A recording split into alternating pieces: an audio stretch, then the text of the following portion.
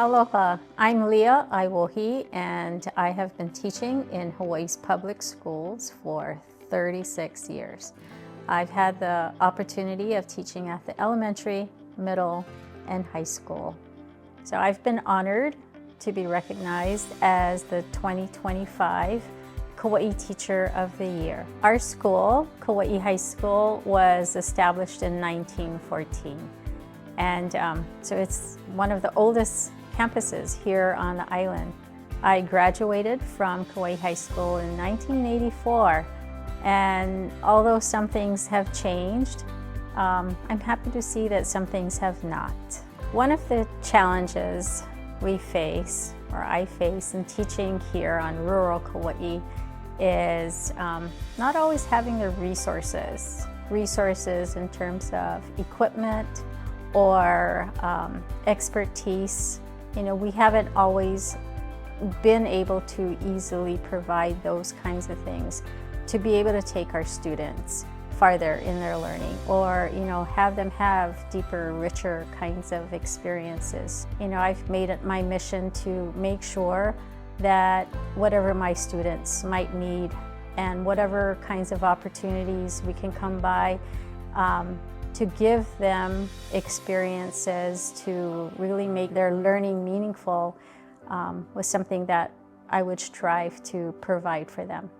A place I found, or I realized I needed to start, was identifying what were my core values and what was my pedagogical philosophy in teaching.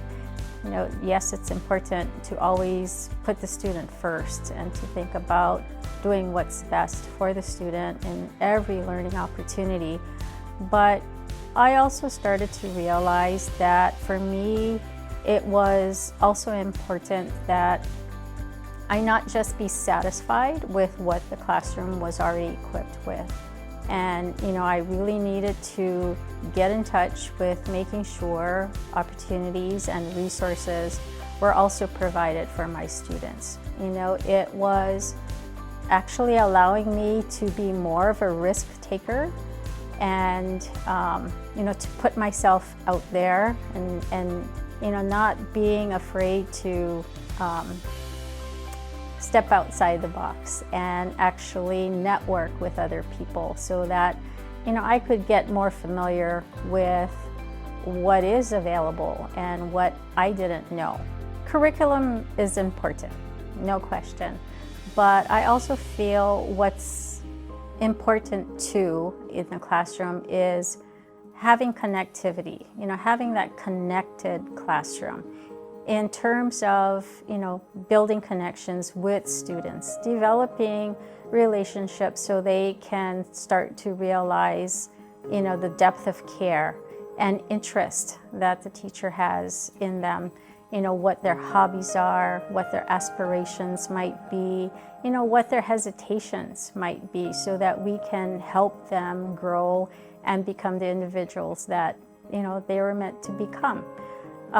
Additionally, I also think that having a connected classroom also involves building a network outside of the classroom. So whether it's with industry people or businesses, or again, opportunities outside of the classroom that can engage the students and encourage them to pursue interests that they have in taking their learning farther than they even imagine.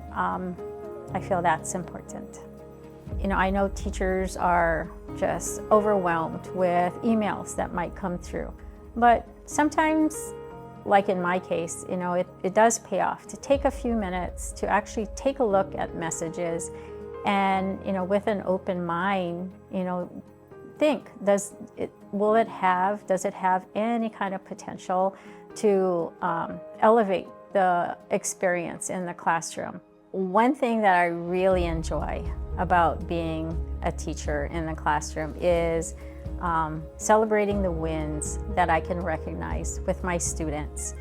I always tell them I'm probably their biggest cheerleader. With any kind of gain they might make or any award that they win, I'm always sharing it out. One bit of advice that I'd like to share is for educators, new teachers. You know, once you realize your core value and what is your passion in education, always stay grounded, but yet, you know, keep your gaze on the horizon. Something a student taught me years ago was to always keep moving forward. And the way he taught me that was, you know, he was continuously goal setting. And with each goal that he set or set of goals, you know, we would occasionally sit down, revisit his goals, kind of discuss what goals were met, what wasn't met yet, and what he needed to do to keep moving forward. And even after meeting goals, you know, it was like, okay, what's the next thing you're going to achieve? What's the next goal you're going to set for yourself? So even in my professional career, I've sort of practiced that. You know, it was like kind of like in a 5 to 7 year cycle. I would allow myself, you know, to work towards meeting professional goals that I had set for myself. But once met, you know, not really just being satisfied with that, you know, move forward. And what's the next set of goals I would want to achieve, and how would I work towards that, and what kind of, you know, what more would I need to get involved with? How else can I put myself out there so I could keep moving forward?